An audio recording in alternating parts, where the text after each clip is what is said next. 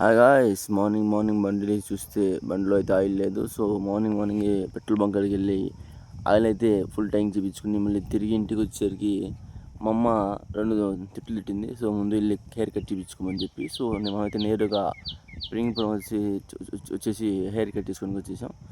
So మనం వెళ్ళి hair cut సీట్లో కూర్చొని మన వెంట్రుకలు చూసుకుంటుంటే అన్నయ్య వచ్చి చేస్తా అన్నాడు.